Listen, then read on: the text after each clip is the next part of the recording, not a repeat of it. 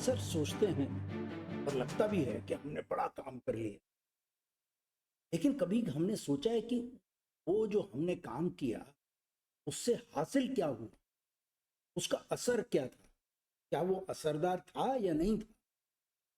चाहे वो सैन्य अभियान हो, चाहे डिप्लोमेसी हो, चाहे इवन अपने निजी जीवन में कोई मेजर्स लिए हों।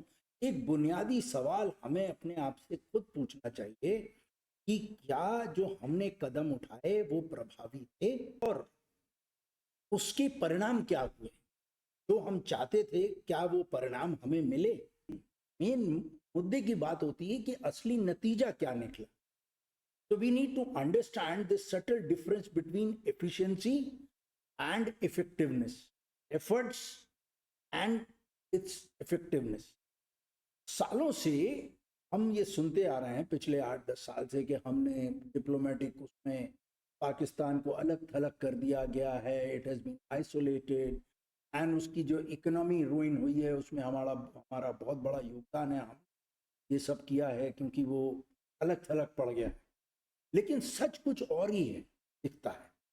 ऑपरेशन सिंदूर जैसे तनावपूर्ण समय के बावजूद पाकिस्तान ने आईएमएफ से उसका कर्ज मंजूर, क्रिकेट वर्ल्ड कप सफलतापूर्वक उसने आयोजन किया, एफएटीएफ की ग्रे लिस्ट से बाहर निकल गया, UN committee on Taliban sanctions उसका वो चेयरमैन चुना गया, और उसके ऊपर भी icing on the cake it has been elected as the vice chairman of the UN counter terrorism committee.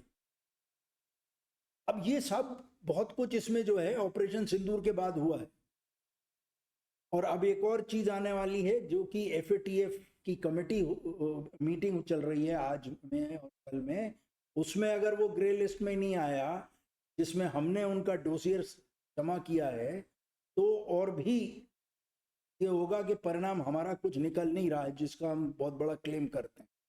हाँ, हम कनिमोझी के और शशि थरूर जी के जो तीखे भाषण हैं उनको सर्कुलेट करते रहते हैं और तालियां बजाते रहते हैं, कुछ पॉइंट्स ये लगता है कि उन्होंने बहुत बड़ा काम कर लिया। लेकिन हमें खुद से पूछना चाहिए कि क्या इन जेस्चर से, इन भाषणों से कोई स्ट्रैटेजिक या रणनीतिक फर्क पड़ रहा है, असर पड़ रहा है। हमने अपने लगभग सभी पड़ोसियों से रिश्ते खराब कर लिए।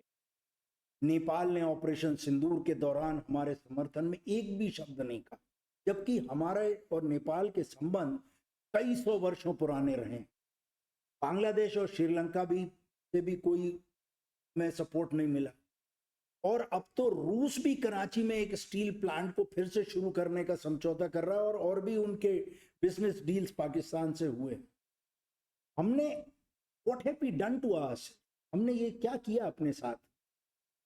आत्ममंथन की बजाय हम आक्रोश में रहते हैं, पाथ रास्ता सुधारने की बजाय, कोर्स करेक्शन करने की बजाय हम दूसरों पे ब्लेम डालते हैं। कभी गांधी जी, कभी नेहरू जी, कभी ट्रंप, कभी नेपाल, कभी बांग्लादेश। मैंने कई बार कहा सिंबोलिज्म, जिसे हिंदी में कहते हैं प्रतीकात्मकता, वो उसके पीछे कभी मत भागो। सिंबोलिज्म कभी फायदा नहीं करता है, क्योंकि अगर उसके परिणाम नहीं निकले तो वह जल्दी बेनकाब हो जाती है और वो सेल्फ डिसेप्शन का काम करती।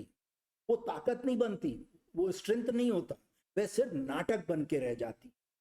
अगर आप मान लीजिए कठोर चेहरा बनाकर खुद को सख्त दिखाना चाहते हैं, लेकिन असली संकट में टिक नहीं पाते और सकम हो जाते हैं किसी प्रेशर में, तो आपकी ये सिंबलिज्म का कोई अर्थ नहीं रह जाता, बल्कि वो आपके लिए और सबके लिए एक बोझ बन जाती।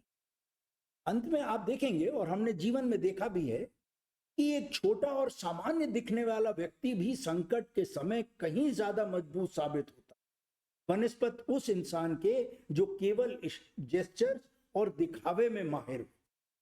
क्योंकि असली ताकत शक्ल में नहीं, आपके जेस्चर्स में नहीं है, वो कर्म में है, और अल्टीमेटली रिजल्ट क्या दे रहे हो उसमें है। तो हमें अब इंस्टेड कि वी स्टार्ट ब्लेमिंग अदर्स, हमें अपना कोर्स करेक्शन करना होगा, क्योंकि हम रास्ते से अटक गए हैं, हमारी फॉरेन पॉलिसी अटक गई है। Thank you. जय हिंद।